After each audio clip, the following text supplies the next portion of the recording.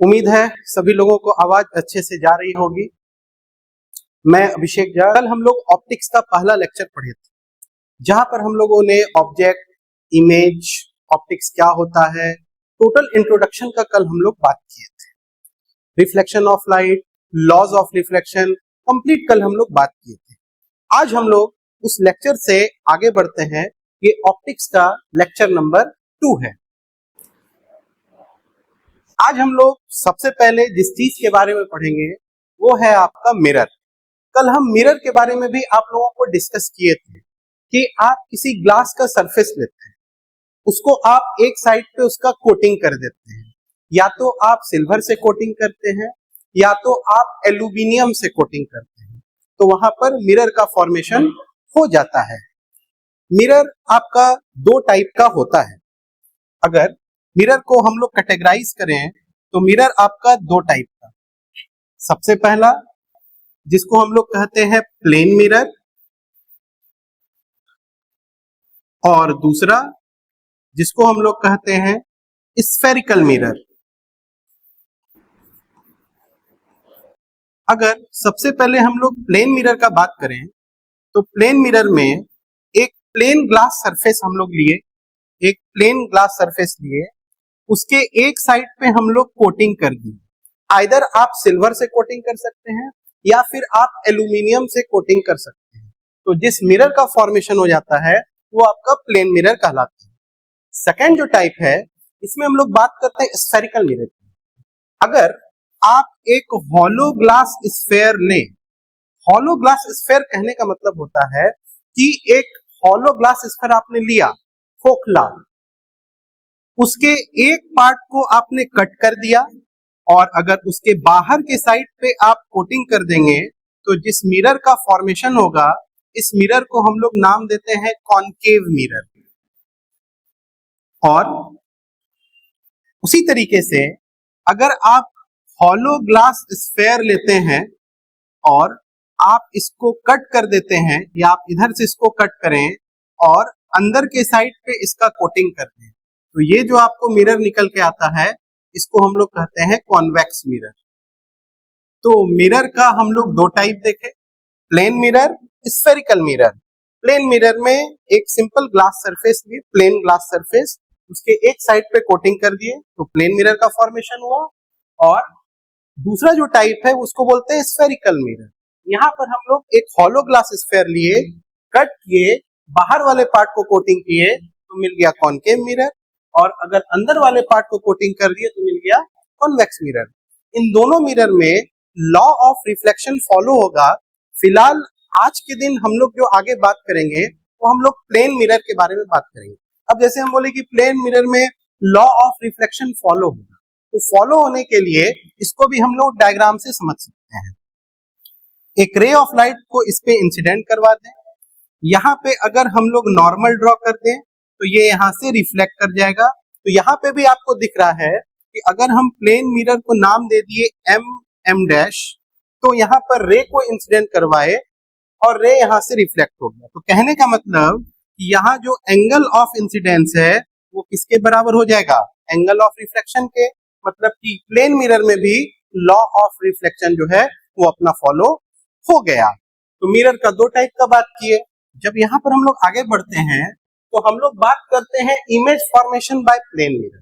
Plane mirror में हम लोग 2 केस में इमेज का फॉर्मेशन कर सकते हैं। पहला केस ये है कि हम लोग जिस सिचुएशन को ले रहे हैं वो सिचुएशन ये है कि प्लेन मिरर के सामने हम लोग एक पॉइंट ऑब्जेक्ट को रखना है। तो इसके रे डायग्राम को समझेंगे, फिर दूसरा तरीका भी बताएंगे जिससे कि हम लोग रे डायग्राम डायरेक्ट कैसे ड्रॉ कर सकते हैं। तो सबसे पहले हम लोग क्या किए कि हम लोग एक प्लेन मिरर ले लिए, इस प्लेन मिरर को हम नाम दे दिए M डैश। रे डायग्राम को काफी ध्यान से समझना पड़ेगा, कारण उसका ये है कि रे डायग्राम आपको एग्जाम में पूछा जाता है और रे डायग्राम पे आपको काफी सारा क्वेश्चंस वहां पर बनेगा। एक पॉइंट ऑब्जेक्ट को हम यहाँ पर ले लिए। अब हम कल आपको बताए थे कि अगर हमको इमेज का फॉर्मेशन करना है तो हमको कम से कम 2 रे लेना पड़ेगा। इट मींस हमको 2 रे को इंसिडेंट करवाना पड़ेगा, तभी जाकर हमको 2 रिफ्लेक्टेड रे मिलेगा और इमेज का फॉर्मेशन हो जाएगा। तो यहां से सबसे पहले एक रे लिए, इसको मिरर पे इंसिडेंट करवा दिए। कैसा इंसिडेंट करवाए? तो इसको हम ऑब्लिकली इंसिडेंट करवाए, मतलब कुछ एंगल बनाते हुए। सबसे पहले यहाँ पे हम जिस चीज को ड्रॉ कर देंगे वो हो जाएगा आपका नॉर्मल। ये यहां से क्या कर जाएगा? रिफ्लेक्ट कर जाएगा। एक दूसरा रे यहां से इंसिडेंट करवाए, फिर से यहाँ पे ड्रॉ कर दिए नॉर्मल, और ये भी यहाँ पे क्या कर जाएगा? रिफ्लेक्ट कर जाएगा। आपको दो रिफ्लेक्टेड रे मिला, एक रिफ्लेक्टेड रे यहाँ पर मिला और एक रिफ्लेक्टेड रे यहाँ पर मिला। इसको हम लोग नाम दिए रे नंबर 1 और इसको हम नाम दिए रे नंबर 2। अब हमको इमेज का फॉर्मेशन करवाना है। इमेज का फॉर्मेशन तब होगा जबकि रिफ्लेक्टेड रे किसी पॉइंट पर जाकर कट करे। तो अगर इस डायग्राम को हम ध्यान से देखें तो ये दोनों रिफ्लेक्टेड रे कहीं यहाँ पर कट नहीं हो रहा है, तो इसको हम लोग पीछे प्रोड्यूस करवाएंगे। एक बात हमेशा याद रखना है कि मिरर के पीछे हम लोग जो भी रे ले जाएंगे वो एक वर्चुअल रे होगा, वो एक इमेजिनरी लाइन होगा, और इमेजिनरी लाइन को हमेशा हम लोग डॉटेड लाइन से रिप्रेजेंट करते हैं। तो इस रे को पीछे प्रोड्यूस करवाए और इस रे को भी पीछे प्रोड्यूस करवाए, और हम लोग जाके देखे कि दोनों यहां पर आकर कट किया और ओ का इमेज यहाँ पे क्या बन गया? ओ डैश बन गया। तो यहाँ पे आपको दिख रहा है कि ऑब्जेक्ट था ओ, रे इंसिडेंट करवाए ऑब्लिकली, रिफ्लेक्ट किया, एक दूसरा रे इंसिडेंट करवाए, ये रिफ्लेक्ट किया, ये दोनों जाके पीछे मिल गया और ओ का इमेज जाके क्या बन गया? ओ डैश बन गया। अगर आप डायग्राम को ध्यान से समझें तो यहाँ आपको साफ दिखेगा कि अगर यहाँ से हम एक परपेंडिकुलर डाल दें तो इसका पोजीशन हमको यहाँ पे मिल जाएगा। तो कहने का मतलब कि इस रे डायग्राम इतना ज्यादा बनाने से बचने का तरीका ये है कि जैसे मान लीजिए कि हम यहाँ पर कोई एक मिरर ले लिए एम डैश, ध्यान से समझिएगा इस कॉन्सेप्ट को। हम यहाँ पर एक ऑब्जेक्ट को रख दिए, हमको इसका पीछे इमेज बनाना है। हमको सिर्फ इतना सा करना है कि हमको रे यहाँ से ले जाना है और इसको फिर यहाँ से हमको आगे बढ़ा देना है। तो मान लीजिए कि ये डिस्टेंस x था, जहां पे मिरर से आपका ऑब्जेक्ट था, उतने ही पीछे x डिस्टेंस पर यहाँ आपका इमेज बन जाएगा। तो हम सिर्फ क्या किए कि यहाँ से एक परपेंडिकुलर ड्रॉ कर दिए इस पोजीशन को लेते हुए। तो यहाँ से एक बात और समझ में आया कि अगर हमको ऑब्जेक्ट के रिस्पेक्ट में इमेज का पोजीशन लेना है तो सिर्फ क्या करना है कि हमको मिरर पे यहाँ से परपेंडिकुलर ड्रॉ करना है, और जितने डिस्टेंस पर ऑब्जेक्ट है उतने ही डिस्टेंस पर पीछे क्या बन जाएगा? इमेज बन जाएगा। इस चीज को हम लोग देखेंगे कि ऑब्जेक्ट डिस्टेंस इमेज डिस्टेंस के बराबर क्यों होता है, ये हम लोग प्रूव भी करेंगे अभी जो हम लोग प्रॉपर्टीज ऑफ मिरर के बारे में पढ़ेंगे। तो केस 1 में हम लोग जो रे डायग्राम किए वो पॉइंट ऑब्जेक्ट के लिए हम लोग इमेज बनाकर दिए। जब यहां से हम लोग आगे बढ़े, हम बताए थे आपको कि आपका ऑब्जेक्ट दो टाइप का होता है, एक पॉइंट और एक एक्सटेंडेड। तो सेकंड नंबर में हम जो रे डायग्राम ड्रॉ करेंगे वो एक्सटेंडेड ऑब्जेक्ट के लिए ड्रॉ करेंगे। मिरर वही रहेगा, प्लेन मिरर, लेकिन इस डायग्राम को जो ड्रॉ कर रहे हैं वो एक्सटेंडेड ऑब्जेक्ट के लिए कर रहे हैं। कैसे करेंगे तो वो देखते हैं। फिर से हम यहाँ पे एक प्लेन मिरर ले लिए, तो ये प्लेन मिरर है आपका और ये प्लेन मिरर है आपका एम डैश। अब इसके सामने हम एक एक्सटेंडेड ऑब्जेक्ट को रख दिए। तो बताए थे कि एक्सटेंडेड ऑब्जेक्ट को हम लोग एक अपवर्ड एरो से क्या कर सकते हैं? डिनोट कर। अब हमको ए बी का इमेज बनाना है। कहने का मतलब है कि ए का भी इमेज बनेगा और साथ में बी का भी इमेज बनेगा। तो कहने का मतलब कि ए से भी दो रे और बी से भी दो रे। तो यहाँ पर एक केस होता है। केस ये कहता है कि जैसे कोई प्लेन मिरर है, उस पे हम रे ऑफ लाइट को 90 डिग्री पे इंसिडेंट, 90 डिग्री मतलब ये मिरर के साथ जो एंगल बना रहा है वो 90 डिग्री। और अच्छा, नॉर्मल अगर हम ड्रॉ करेंगे तो नॉर्मल भी आप इसी साइड ड्रॉ करेंगे। तो ये केस ये कहता है कि अगर रे ऑफ लाइट को मिरर पे 90 डिग्री पे इंसिडेंट करवाते हैं तो वो अपने ही पाथ में वापस चला जाता है। हम इसको कहते हैं कि ये अपने पाथ को क्या करता है? रीट्रेस करता है। It means retraces its path. बस इसी कॉन्सेप्ट का यूज हम लोग यहाँ पे करें। अब यहाँ पर एक सवाल ये उठता है कि एंगल ऑफ इंसिडेंस कितना और एंगल ऑफ रिफ्लेक्शन कितना।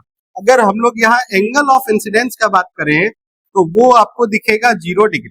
कारण ये है कि जब भी हम लोग एंगल लेते हैं तो हमेशा नॉर्मल से लेते हैं, और नॉर्मल हम लोग ऐसे ड्रॉ किए हैं, मतलब जहां नॉर्मल वहां इंसिडेंट रे और वहीं रिफ्लेक्टेड रे। एंगल आई बराबर 0 डिग्री है, एंगल आर भी कितना डिग्री हो जाएगा, 0 डिग्री। ये एक स्पेशल केस होता है, और ये जो स्पेशल केस होता है ये नॉर्मल इंसिडेंस का केस होता है। मतलब रे ऑफ लाइट को मिरर पे कितने पे इंसिडेंट करवाते हैं, 90। अब इसी कॉन्सेप्ट का यूज हम लोग यहाँ पे करेंगे, कैसे करेंगे वो समझते हैं। एक रे ऑफ लाइट को पॉइंट ए से परपेंडिकुलरली इंसिडेंट करवाए, मतलब वही केस है, ये अपने ही पाथ को क्या कर लेगा, रिट्रेस कर लेगा। अब ये देखिए, ये हुआ इंसिडेंट रे, इधर वाला जो रे गया ये हुआ इंसिडेंट रे, और ये जो पीछे आया ये रे कौन सा हुआ, रिफ्लेक्टेड रे। तो हम बोले कि रिफ्लेक्टेड रे को हम डॉटेड लाइन से पीछे प्रोड्यूस कर देते। अब ए से एक रे को और इंसिडेंट करवाते हैं जो ऑब्लिकली इंसिडेंट होगा। यहाँ पे हम फिर से क्या ड्रॉ कर देंगे, नॉर्मल, और फिर से ये यहाँ पे क्या कर जाएगा आपका, रिफ्लेक्ट। अब हमको इमेज बनाना है, तो ये रिफ्लेक्टेड रे और ये रिफ्लेक्टेड रे इधर तो मीट नहीं करेगा, इसको कहाँ पे प्रोड्यूस करवाएंगे, पीछे प्रोड्यूस करवाएंगे। तो इसको हम यहाँ से पीछे प्रोड्यूस करवा दिए, तो ए का जो इमेज बन गया वो जाके क्या बन गया, ए डैश। अब हमको जो इमेज बनाना है तो हमको बी का बनाना है, तो बी के इमेज को बनाने के लिए फिर से एक रे इंसिडेंट करवा दिए नॉर्मली, ये अपने ही पाथ को क्या कर लेगा, रिट्रेस। इसको भी हम कहाँ पे प्रोड्यूस करवा देंगे, पीछे प्रोड्यूस करवा देंगे। एक रे को फिर से ऑब्लिकली इंसिडेंट करवाएंगे और यहाँ पे क्या ड्रॉ कर देंगे, नॉर्मल। ये फिर से यहाँ पे क्या कर जाएगा, रिफ्लेक्ट। एक ये रिफ्लेक्टेड रे, एक ये रिफ्लेक्टेड रे, दोनों इधर कट नहीं किया, इसको कहाँ पे प्रोड्यूस करवा देंगे, पीछे प्रोड्यूस करवा देंगे। तो जो बी का इमेज बन जाएगा वो कितना बन जाएगा, बी डैश। मतलब ए बी का जो इमेज पीछे बनेगा वो बन जाएगा ए डैश बी डैश।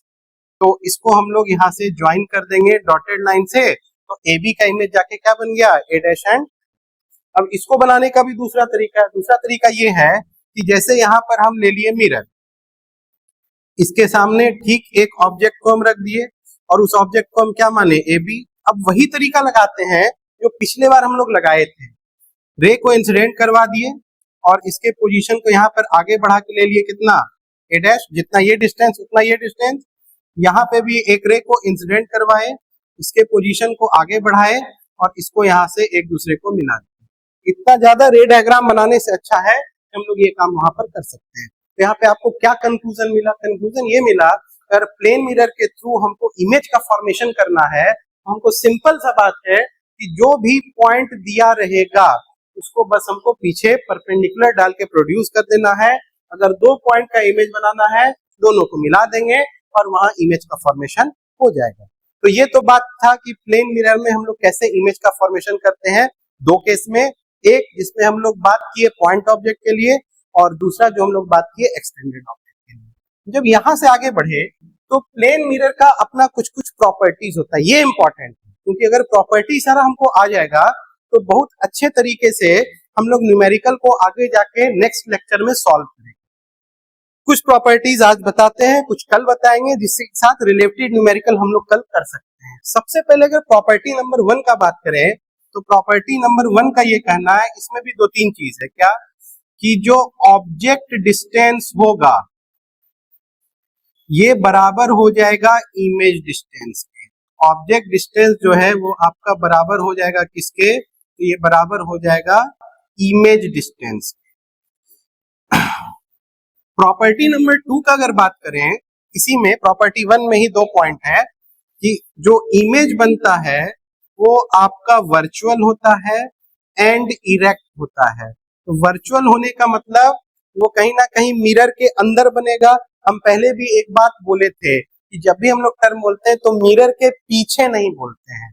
आजकल लोग गलती कर देते हैं, बहुत सारे टीचर्स को हम पढ़ाते हुए देखे हैं, वो लोग बोल देते हैं मिरर के पीछे। अरे भैया जब मिरर यहाँ पे है तो पीछे कहाँ इमेज बनेगी, पीछे मतलब तो कहीं और चला गया। आपको बोलना है कि मिरर के अंदर इमेज बनता है। तो कैसा बनता है, तो वर्चुअल और इरेक्ट। इरेक्ट मतलब सीधा, ये हम इसके बारे में पहले बता चुके हैं कि इन्वर्टेड किसको कहते हैं और इरेक्ट किसको कहते हैं।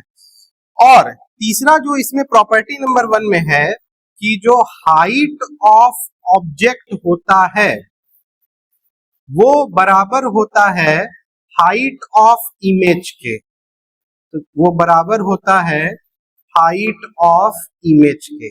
अब इस चीज को हम लोग थोड़ा डायग्राम से समझते हैं। देखना यहाँ पर हम लोग एक प्लेन मिरर ले लिए, यहाँ पर एक ऑब्जेक्ट को रख दिए। ये ऑब्जेक्ट को हम मान लिए कि इस ऑब्जेक्ट का जो हाइट है वो h है। हम बोले कि ये जो है इस प्लेन मिरर से कितने डिस्टेंस पर है, x डिस्टेंस पर है। तो क्या कहता है कि जितना ऑब्जेक्ट डिस्टेंस होगा उतना ही इमेज डिस्टेंस होगा। मतलब अगर x पे ऑब्जेक्ट रखा है तो x पे ही पीछे जाके क्या बनेगा, इमेज बनेगा। मतलब x पे ही पीछे जाके क्या बन जाएगा, इमेज। डॉटेड लाइन इसलिए दिए हैं कि वो कैसा बन रहा है, वर्चुअल।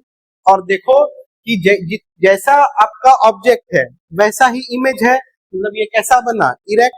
तो तीनों कंडीशन को सेटिस्फाई किया कि object distance will be equal to image distance, virtual and erect, and height of object will be equal to height of image. अब कहीं कहीं तुमसे ये पूछता है कि जो है आप बताइए कि u v के बराबर क्यों होगा, मतलब ऑब्जेक्ट डिस्टेंस जो है वो इमेज डिस्टेंस के बराबर क्यों होगा। बहुत सारे स्टूडेंट क्वेश्चन करते हैं कि इसको प्रूव करके आप दिखाइए कि कैसा होगा। तो इसको प्रूव करने का तरीका बहुत आसान है, वो हम लोग देख लेते हैं कि इसको हम लोग आखिर कैसे प्रूव कर सकते हैं। तो देखिए इसको प्रूव करके देखते हैं हम लोग। ध्यान दीजिएगा, हम यहाँ पर बोले कि हम लोग एक मिरर यहाँ पर ले लिए। तो यहाँ पर हम एक मिरर ले लिए, ये मिरर आपका कौन सा है, m डैश, समझते जाना। यहाँ पर एक ऑब्जेक्ट लिए, पॉइंट ऑब्जेक्ट को, एक रे यहाँ से इंसिडेंट करवा दिए, तो रे यहाँ से क्या कर जाएगा, रिफ्लेक्ट कर जाएगा। अच्छा, एक यहाँ पे हम लोग भेज दिए और इसको कहाँ पे प्रोड्यूस करवा दिए, पीछे प्रोड्यूस करवा दिए यहाँ पर। अच्छा, इसको भी हम यहाँ पर ड्रॉ करेंगे क्या, नॉर्मल, और इसको भी क्या प्रोड्यूस करवा देंगे, पीछे, और इसको भी कहाँ पे प्रोड्यूस करवा सकते हैं हम लोग, पीछे। ठीक है, हम पढ़े हैं कि एंगल ऑफ इंसिडेंस जो है वो एंगल ऑफ रिफ्लेक्शन के बराबर होता है। तो यहाँ पे एंगल ऑफ इंसिडेंस को माने थीटा, तो ये भी एंगल कितना हो जाएगा, थीटा, मतलब एंगल ऑफ रिफ्लेक्शन।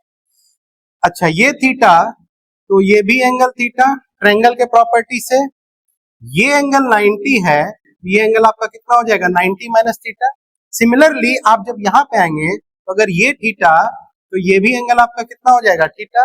अगर ये थीटा, तो ये भी एंगल आपका कितना हो जाएगा, थीटा। तो फिर से कितना डिग्री, 90 डिग्री। फिर से ये राइट एंगल ट्रायंगल मिला, तो यहाँ पे ये एंगल कितना हो जाएगा, 90 माइनस थीटा। इस एक ये ट्रायंगल और एक ये ट्रायंगल, यहाँ पे हमको क्या मिल रहा है, यहाँ पे हमको ये मिल रहा है कि ये एंगल 90 माइनस थीटा और ये एंगल बराबर है, ये 90 और ये 90 क्या है, बराबर है, और ये एंगल क्या है, बराबर है। तो यहाँ पे जो प्रॉपर्टी लग जाएगा वो प्रॉपर्टी लग जाएगा ASA प्रॉपर्टी से ये ट्रायंगल और ये ट्रायंगल आपस में क्या हो जाएगा, कॉन्ग्रुएंट हो जाएगा। और जब कॉन्ग्रुएंट हो जाएगा तो खुद जो ये डिस्टेंस है वो इस डिस्टेंस के क्या हो जाएगा, बराबर हो जाएगा। इसलिए हम बोले थे कि जो ऑब्जेक्ट डिस्टेंस होगा वही आपका कौन सा डिस्टेंस होगा, इमेज है। तो ये एक छोटा सा प्रूफ है जो आपको आना चाहिए, कहीं भी आपसे पूछ सकता है, तो आप इसको ट्रायंगल के प्रॉपर्टी के यूज करके इसको आप बना सकते हैं।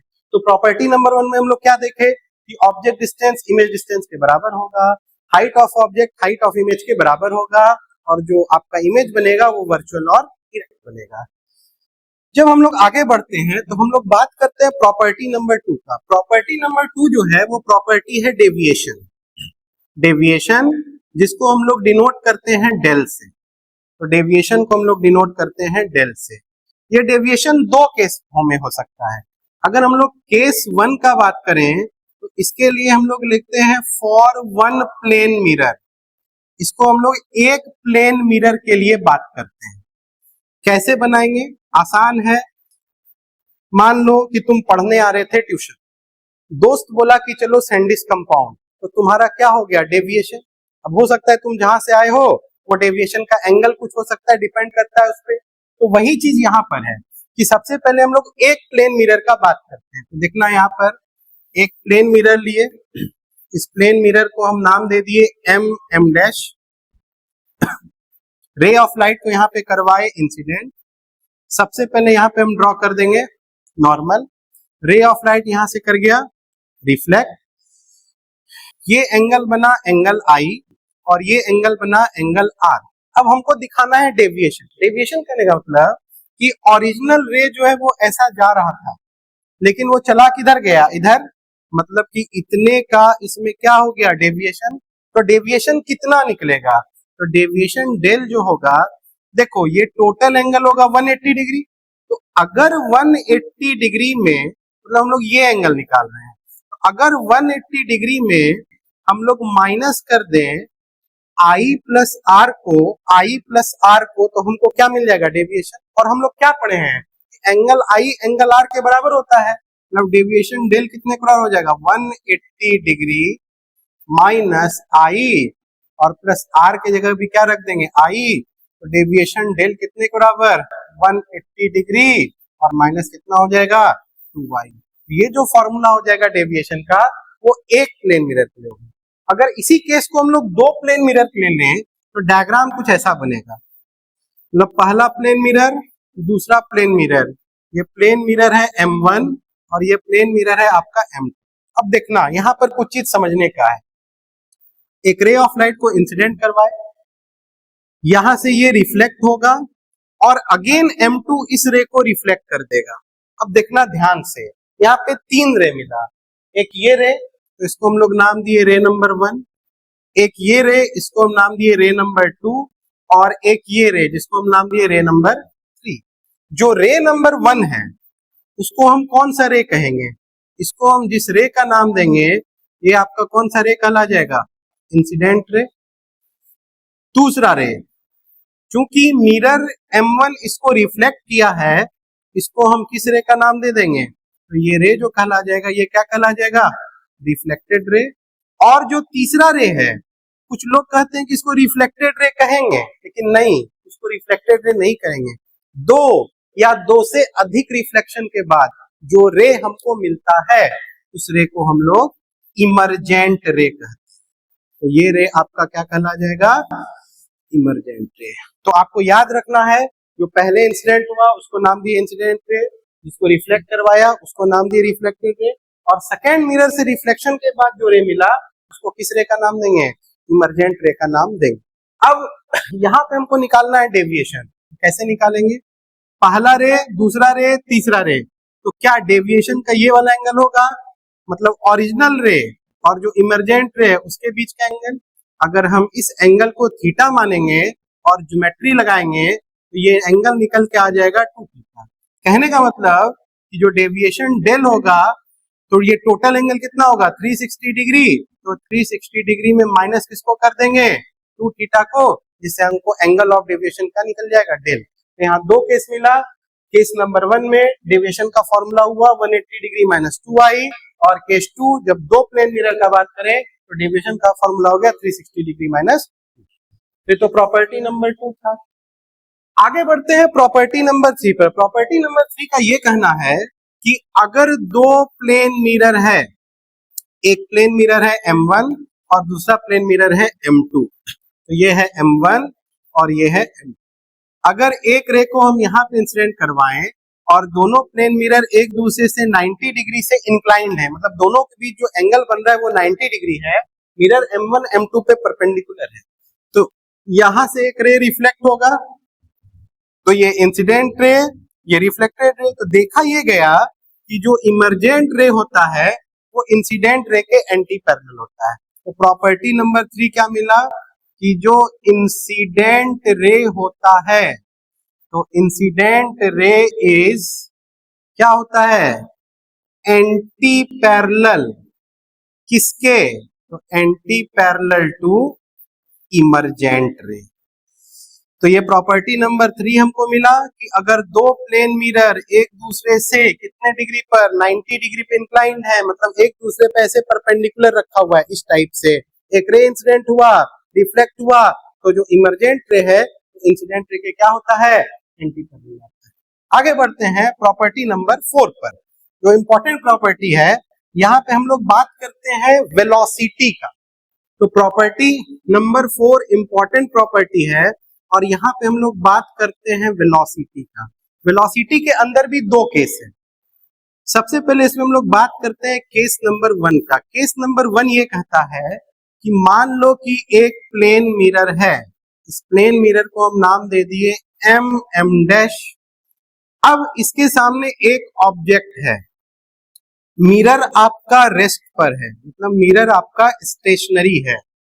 ऑब्जेक्ट मिरर की तरफ चल रहा है, जिसके लिए इसका वेलोसिटी है u मीटर पर सेकेंड। तो देखा यह गया कि जितने वेलोसिटी से ऑब्जेक्ट चला उतने ही वेलोसिटी से इसका इमेज मिरर की तरफ चला, मतलब ये भी कितने से चला, u मीटर पर सेकेंड। तुमसे पूछा दोनों के बीच रिलेटिव वेलोसिटी कितनी, तो मतलब रिलेटिव वेलोसिटी अगर अपोजिट डायरेक्शन में निकालते हैं तो ऐड करते हैं, मतलब यहाँ रिलेटिव वेलोसिटी हो जाएगा u प्लस u, तो ये आपका कितना हो जाएगा 2u मीटर पर सेकेंड। तो केस नंबर 1 में क्या देखे कि ऑब्जेक्ट u से मिरर की तरफ बढ़ा, मिरर आपका रेस्ट पे था तो उसका इमेज भी u से इस तरफ बढ़ेगा, इन दोनों का रिलेटिव वेलोसिटी कितना हो जाएगा 2u मीटर पर सेकेंड। और अगर इसके हम लोग केस नंबर 2 का बात करें तो अब केस नंबर 2 में हम लोग ऑब्जेक्ट को रेस्ट पे रखेंगे और मिरर का करवाएंगे मूवमेंट। तो यहाँ पर हम लोग एक मिरर ले दिए,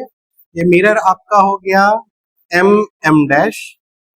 अब हम क्या बोल रहे हैं कि हम मिरर को इधर मूव करवा रहे हैं u मीटर पर सेकेंड से, और यहाँ पर ऑब्जेक्ट जो है वो आपका किस चीज पे है, रेस्ट पे है। तो देखा यह गया कि जो इमेज था आपका आई वो ऑब्जेक्ट की तरफ मूव किया और ये डबल वेलोसिटी से मूव किया, मतलब ये कितना हो गया 2u मीटर पर सेकेंड। तो यहाँ पे भी दो केस देखने मिला कि एक बार जब हम लोग ऑब्जेक्ट को मूव करवाए थे, मिरर को स्टेशनरी रखे थे। केस 2 में हम लोग मिरर को मूव करवाए और ऑब्जेक्ट को क्या रखे, स्टेशनरी रखे।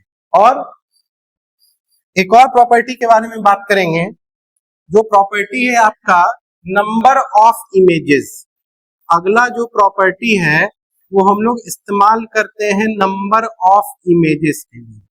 कैसे करते हैं वो समझते हैं। मान लो कि दो प्लेन मिरर है, कौन कौन सा, एक प्लेन मिरर है M1 और दूसरा प्लेन मिरर है M2। दोनों के बीच एंगल कितना बन रहा है, थीटा, मतलब दोनों एक दूसरे से 90 डिग्री से इंक्लाइंड है। हम लोग यहाँ पर कहीं पर किस चीज को रखे, ऑब्जेक्ट को।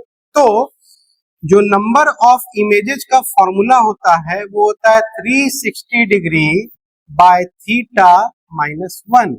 अब यहाँ पर एक सवाल ये उठता है कि 360 डिग्री बाय थीटा माइनस 1 कहने का मतलब अगर 360 डिग्री बाय थीटा इवन आता है तो उसमें हम माइनस क्या कर देते हैं, 1 कर देते हैं। कारण क्या है कि जो नंबर ऑफ इमेजेस बनता है वो हमेशा ऑड बनता है। कैसे बनता है, एक एग्जांपल समझते हैं।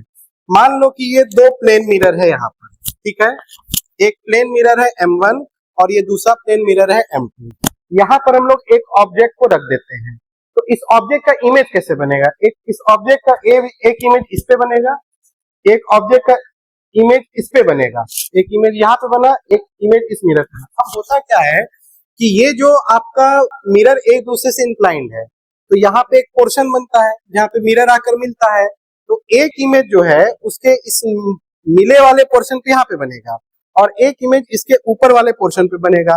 तो बेसिकली 4 इमेज बना, 1 2 3 और 4, लेकिन इन दोनों को मिला के हम लोग सिर्फ एक इमेज मानते हैं, इसलिए हुआ 1 2 और 3। तो इसलिए कहते हैं कि जो नंबर ऑफ इमेजेस बनता है वो हमेशा ऑड बनता है। तो अगर 360 डिग्री बाय थीटा अगर इवन आया तो उसमें हम लोग माइनस क्या कर देंगे, लेकिन अगर 360 डिग्री बाय थीटा अगर इवन आता है तो उसका भी दो केस है। एक केस जो कि सिमेट्रिकल का केस है।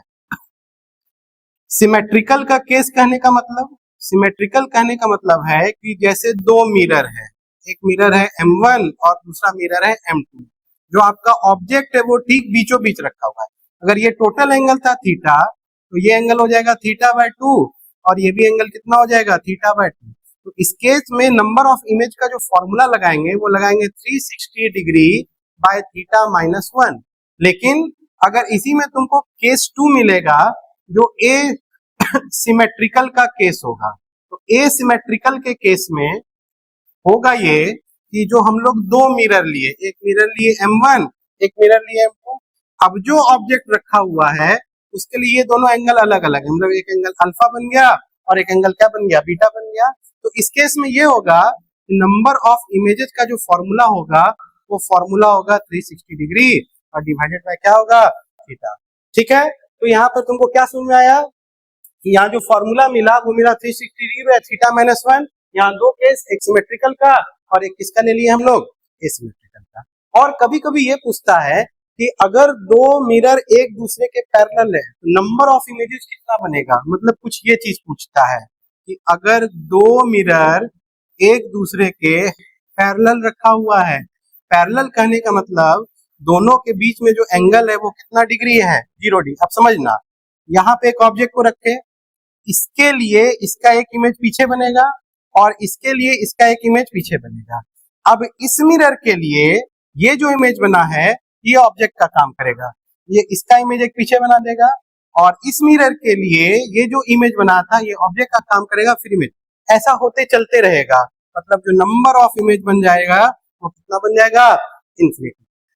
तो आज 5 प्रॉपर्टी हम लोग पढ़े, मिरर के बारे में पढ़े, मिरर में हम लोग रे डायग्राम ड्रॉ करते थे। 5-6 प्रॉपर्टी इसमें और है जो कल हम लोग पढ़ेंगे। और इससे रिलेटेड जितना भी न्यूमेरिकल है, बेसिक से पहले न्यूमेरिकल स्टार्ट करेंगे और उसको हम लोग जेई, नीट, 12th बोर्ड हर लेवल पर लेते जाएंगे। चाहे आप बीएसईबी के स्टूडेंट हैं, आईसीएसई के स्टूडेंट हैं, सीबीएसई के स्टूडेंट हैं या आप ड्रॉप आउट हैं, आप न्यूमेरिकल के टाइप्स को देखते चलिएगा जो हम सॉल्व करते चलेंगे। न्यूमेरिकल आपको अलग अलग जगह से मिल सकते हैं, एचसी वर्मा से न्यूमेरिकल होगा, एम करीम से हो सकता है, किसी मॉड्यूल से न्यूमेरिकल हो सकता है, एलएन वगैरह का मॉड्यूल जो है उससे न्यूमेरिकल को लाके आपको दिखाएंगे। आईआईटी जेईई में जो पूछा हुआ क्वेश्चन है उसको लाएंगे, नीट में जो पूछा हुआ क्वेश्चन है उसको लाएंगे और हम लोग तब देखेंगे कि किस किस तरह का न्यूमेरिकल कहाँ कहाँ पर आपका पूछता है। तो आज के लिए इतना ही, कल फिर आप लोग जुड़िएगा, आगे 5 प्रॉपर्टी पढ़ेंगे, 5-6 प्रॉपर्टी और इससे रिलेटेड न्यूमेरिकल सॉल्व करेंगे। आज के लिए थैंक यू।